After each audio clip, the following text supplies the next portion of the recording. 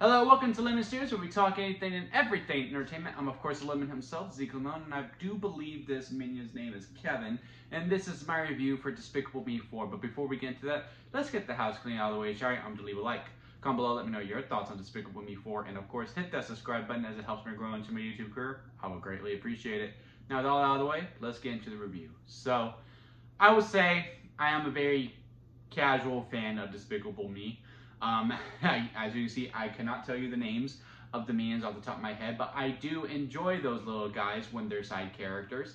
I was not the hugest fan of the Minions movie. I thought Rise of Gru was a much levitated into the Minions franchise, and then Despicable Me, I think like most, 1 and 2 are actually really good movies.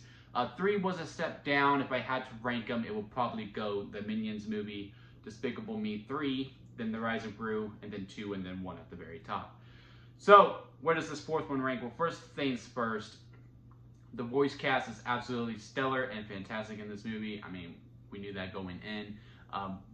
Most definitely, Kristen Wiig stands out. Her voice and how she does with her character, that I cannot remember her name. Like I said, very casual fan. She's the mom.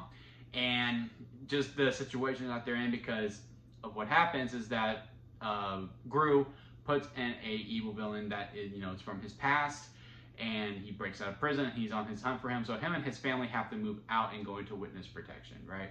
So they all get these new identities, and she's like a hair person, and just trying to figure out a new life. Be a mom and try to find the best in the situations. And some of the things that they get into, like you see in the trailer at the grocery store, that whole scene was very funny.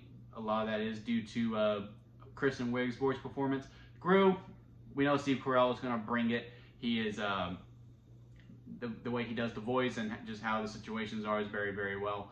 And we can say that about everyone in this cast. Really like the voice performances in this movie. Also, the animation is top notch, especially when it comes to the physical gags. And a bunch of these little needle drops, I gotta tell you, I laughed out loud at quite a bit of them, with some of the things that Gru is doing and some of the things that the Minions are doing. And there's also a scene with the neighbor with the song, and all I'm going to say is if you've seen Guitar Hero, if you played Guitar Hero 3, you know exactly what song I'm talking about. Like, it was just a shot of like nostalgia for me, and the way that they used the song for comedy with the physicality.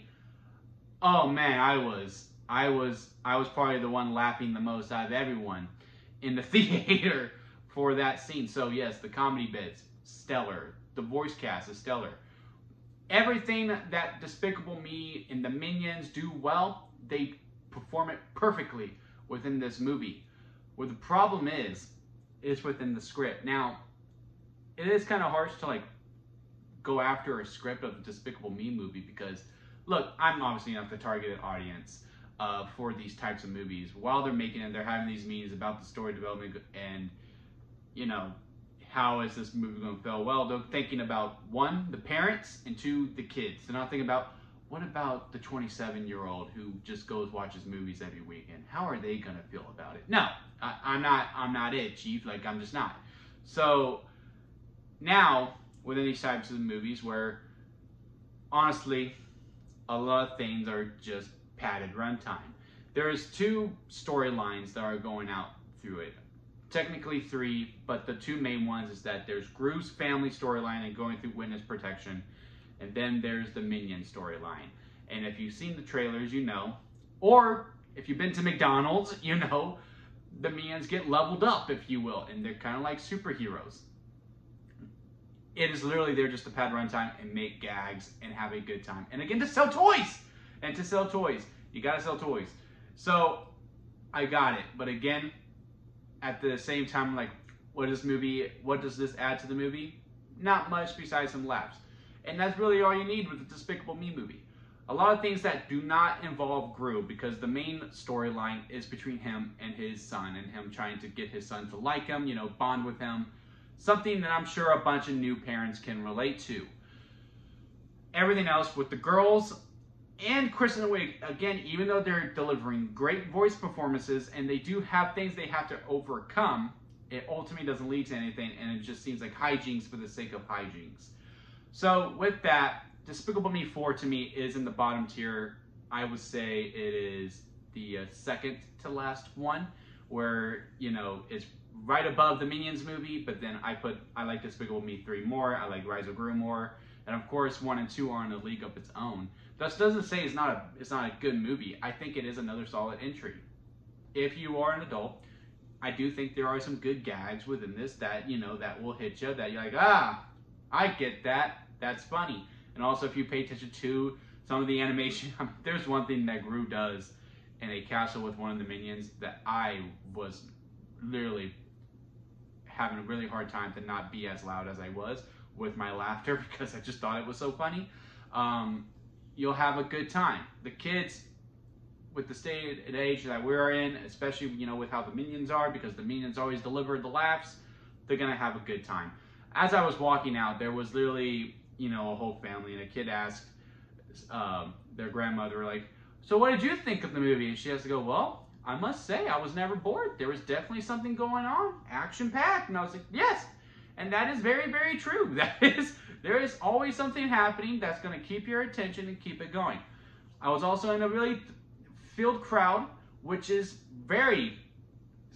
saying a lot for a 10:20 a.m. movie on a Wednesday, where it's not really, you know, that work, that, you know, just a bunch of work still going on. Yeah, sure, we have the holiday coming up in America, but this movie's gonna make a ton of money, and it was a rowdy crowd, and there was a bunch of kids. But once the movie started, they were making noise with the movie as it was going. So still overall good time. If I had to rank it on the lemon scale, it's a store-bought lemonade. Again, very, very entertaining. How the lemon system work is sour lemon at the bottom, expired store-bought lemonade, lemonade, freshly squeezed lemonade, and then strawberry lemonade at the very top, because that is the best kind of lemonade. I put out store-bought because there is a lot of fun to be had. There's a bunch of good hijinks, laughs, and, you know, the voice cast and the animation are stellar. It's just the story is very thin, and it just seems like a bunch of short films kind of pieced together, and we get a feature-length movie. But yeah, store-bought lemonade at the end of the day. If you want to go to the movies, I would say matinee price. I don't think it's right if it's worth the full price of admission, especially if you're a family. Where if you're a family of 4 and it's $80 to get in there, it ain't worth it. Go to a matinee where it's like $6 here anyway in Texas, and 6, 12, 18. You only spend 24 as opposed to the 80 at full price. But yeah, what did y'all think about it? Comment below, let me know if you have a different opinion. Let's talk about it. Hit that like if you did enjoy this, and of course hit that subscribe button as it helps me grow into my YouTube career. And don't forget to squeeze the days, guys. Life is way too short to not live it to your full potential, so squeeze every single moment that you can. And until next time, I'll see you here at Lemon Studios.